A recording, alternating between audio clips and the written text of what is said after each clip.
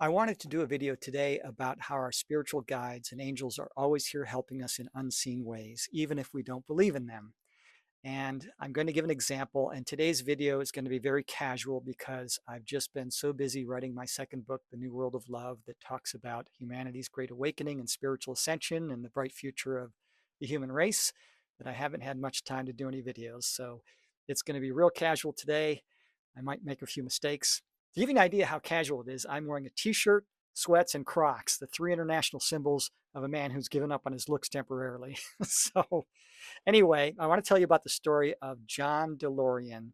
Now, for the younger people who don't know who John DeLorean is, he was an executive for Chevrolet, he worked for General Motors, and I think he was ahead of Pontiac in the 1970s. And he kind of saw the crap that the big three were churning out. And he said, we should make a car that lasts, something that's economical for the people. And he quit his job with General Motors and founded DeLorean Car Company, or DeLorean Motor Company, DMC. And he kind of bit off more than he could chew. And he was desperate to keep this project going. His intentions were good, to create a good car for the people. And because he was so desperate to fund his company, he actually did a bridge loan with a bank. Now, it wasn't an actual bridge loan with the bank. It was the feds who were out to get him.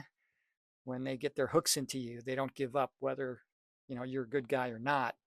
And they sort of entrapped him. And so it was thrown out. He was never convicted, but he supposedly was given this bridge loan for these cocaine dealers, but he was just dealing with the bank. He wasn't dealing drugs. He wasn't selling cocaine. He wasn't giving money directly to the drug traffickers. He was just doing it through this bank, which was actually the Fed.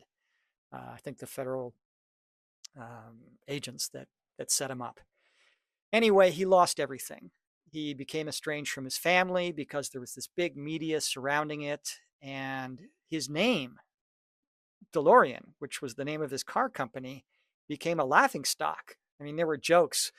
Why don't they let DeLoreans drive on the road? Because they keep sucking up the white lines, things like that. So he was a broken man, and he was in a state of severe shame and loneliness. And shame is the lowest vibrational emotion that we have. It is the worst place to be. And I've been there myself. I know some of you watching this may have suffered through some shame. And so his guides had to do something. And so what did they do? They subtly influenced. They gave an idea to one key person. This is how they work. They're very subtle. They do the minimum possible to get the results, minimum interference. So back in the 1980s, when they were creating the movie Back to the Future, which became a cult classic, the original script called for a box that was going to be the time machine. And one of the guys on the set said, what if it wasn't a time machine box? And instead of a box, it was a car. And that car is a DeLorean. Well, that's what they did. And the DeLorean became known, instead of this embarrassment, as this neat car that was in Back to the Future. People started collecting DeLoreans and they were dressing them up to make them look like the car from Back to the Future, the time machine. And John DeLorean got invited to these people who had DeLoreans, and they dressed him up like the Back to the Future car, and they would smile and shake his hand and they would take selfies with him, and he got some of his dignity back. And they did that out of love for him. And our spiritual guides and angels that are with us all the time, according to near death experiences, we're never alone. They're here with us all the time, helping us in subtle ways. So we may feel like we're alone sometimes, but someone is watching over us and helping us all the time.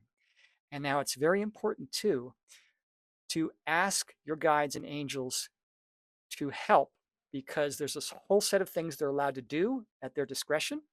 There's a whole another set of things they're never allowed to do, because if you were to do your child's homework for them and help them too much, they don't learn the lesson.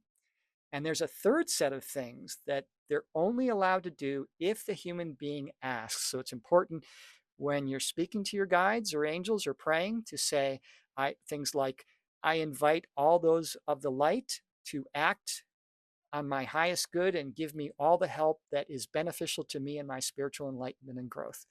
And saying a prayer like that is very powerful because it gives them that third set of things that they can do for you.